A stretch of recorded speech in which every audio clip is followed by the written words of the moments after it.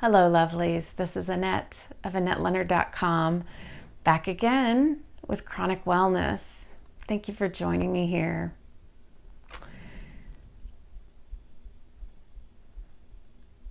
I had the opportunity this weekend to listen to a talk by one of my favorite poets, David Whyte, Whyte. And he has a new collection of poetry coming out, and the title of that work is Still Possible. And I was having a hard kind of weekend after many days of really unrefreshing sleep.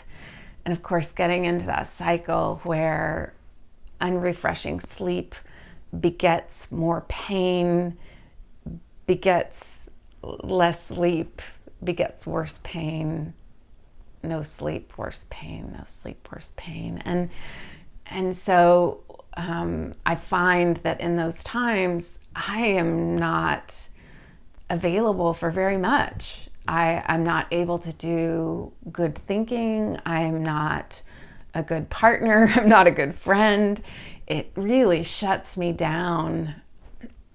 And I'm not able to access so much of myself, but certainly my larger, expansive self.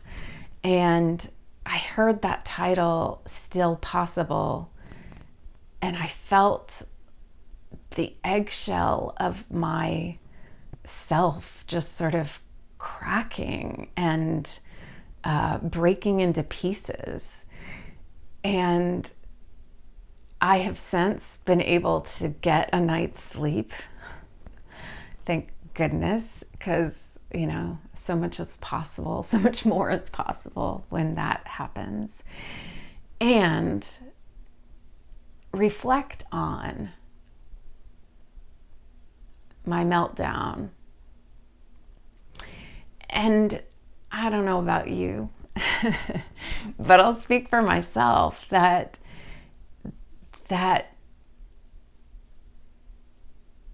so much of my world feels eradicated.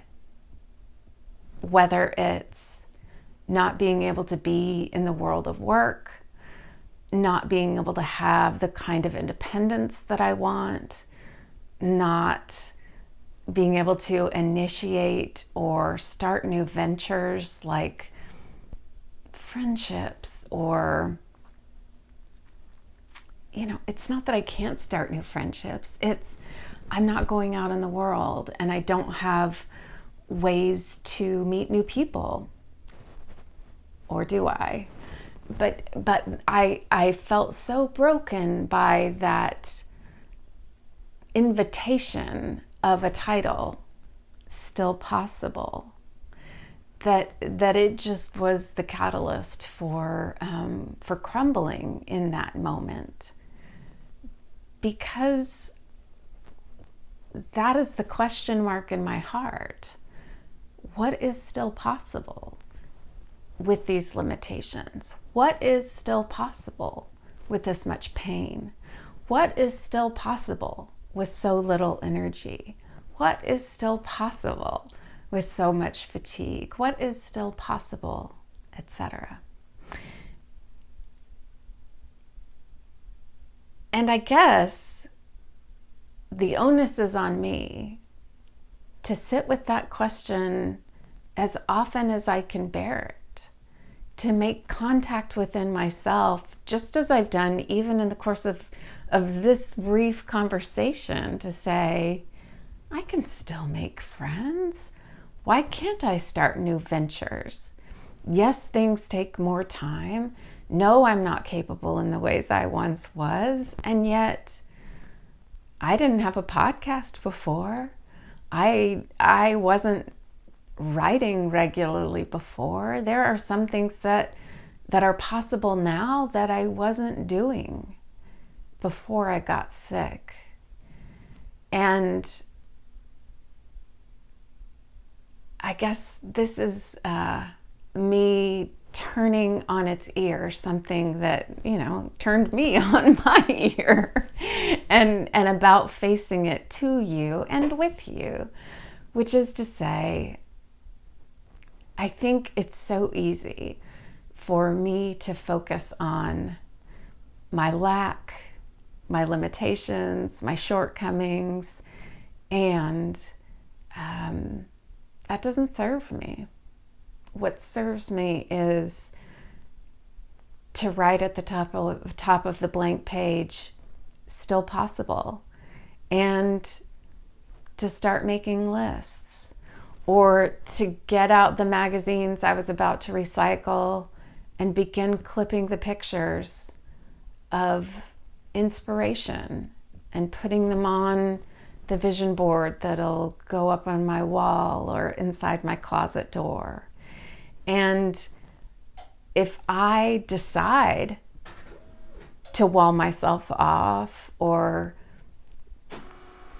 close myself off, it's my printer talking to me, or to not reach out and to not accept what invitations may come or what offers are out there, yeah, I can make this world even smaller for myself.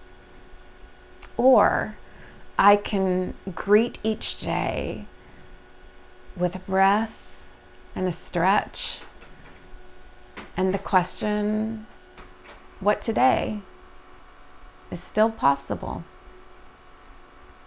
How about you? What's still possible? I'd love to hear something that you've begun or that was new to you or that you embarked upon, or a part of yourself or a facet of a hobby or an adventure or a side of yourself that you didn't get to know until after chronic pain or chronic illness. And until we're together again, thanks for sharing these minutes together. Be well.